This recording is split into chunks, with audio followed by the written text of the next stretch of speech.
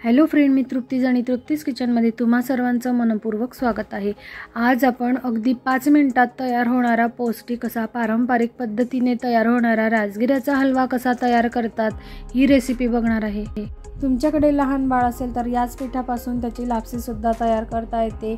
यामध्ये दुधाचा वापर जास्त करून ड्रायफ्रूटची पावडर वापरा किंवा ड्रायफ्रूट वापरायचे नाही। बाळाला ज्या प्रमाणामध्ये घट्ट आणि पातळ लापसी तुम्ही खाऊ घालत असाल त्यानुसार दूध किंवा पाणी वापरावं।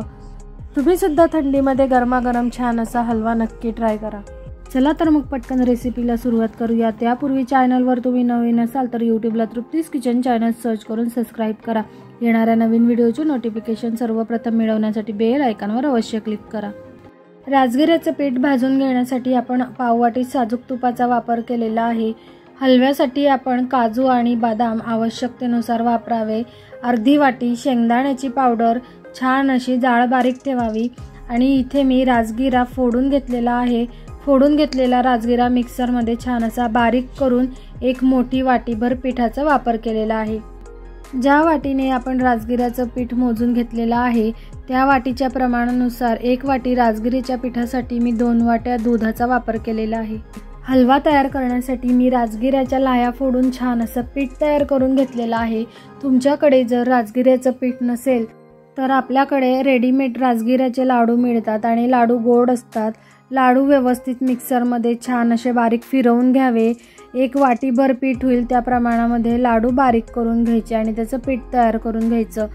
मी इथे राजगिऱ्याच्या पिठाचा हलवा तयार करणार आहे, त्यामुळे हलवा तयार करण्यासाठी साखर वापरणार आहे। 1 वाटीभर राजगिऱ्याच्या पिठासाठी पाव वाटी साखरेचा मी वापर केलेला आहे। लाडूचं पीठ तुम्ही तयार केलेलं असेल तर लाडू गोड असतात, त्यामुळे चवीनुसार साखर वापरावी। फोडून घेतलेल्या राजगिऱ्याच्या लाह्या छान अशा जाड बारीक मिक्सरवर दळून घेतलेल्या आहे।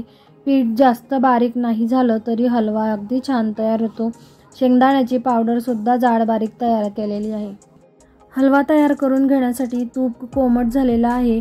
अगदी तूप कडकडीत न तापवता कोमट झालेल्या तुपामध्ये छान असे ड्रायफ्रूट भाजून घ्यायचे, म्हणजे ड्रायफ्रूटचा कच्चावटपणा निघून जाईल।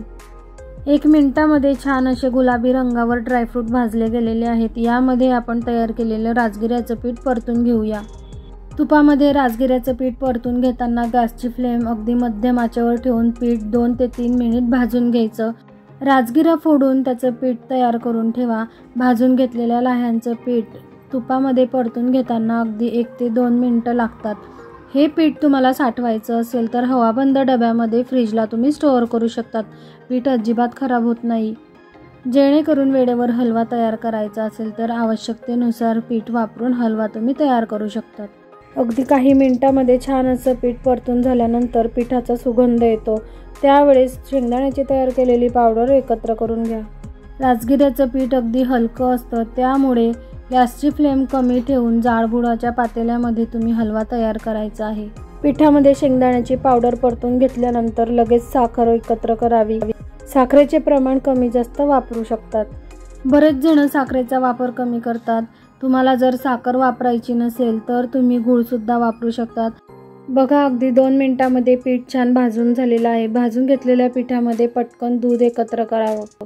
भाजून घेतलेल्या पिठामध्ये अगदी थोड्या प्रमाणामध्ये दूध घालून छान असं एकत्र करत जावं, जेणेकरून राजगिऱ्याचं पीठ छान असं फुलून येईल। हलव्यासाठी रेडीमेड राजगिऱ्याचं पीठ वापरलेलं असेल तर राजगिरा कच्चाच दळलेला असतो। अशा वेळेस तुपामध्ये पीठ अगदी छान असं सुगंध येईपर्यंत भाजून घ्यायचं, म्हणजे हलवा तयार झाल्यानंतर कच्चावट लागत नाही। मगाशी मी म्हटल्याप्रमाणे हलव्यासाठी तुपाचं प्रमाण तुम्हाला कमी वाटत असेल, परंतु हलव्यावर आपण झाकण ठेवून हलकी वाफ काढूयात। छान असं हलव्याला तूप सुटून येतं।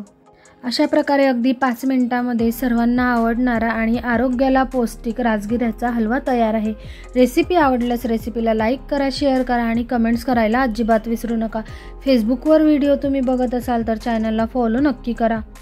तुमच्याकडे सुद्धा उपवास असेल किंवा प्रसादासाठी गोड पदार्थ तयार करायचा असेल तर ही रेसिपी नक्की ट्राय करा। पुन्हा भेटूया अशाच प्रकारच्या स्वादिष्ट खानदेशी पारंपरिक चटकदार रेसिपींसोबत। तोपर्यंत डिस्क्रिप्शन बॉक्समध्ये दिलेल्या रेसिपी लिंकवर क्लिक करून रेसिपीचा आस्वाद घ्या।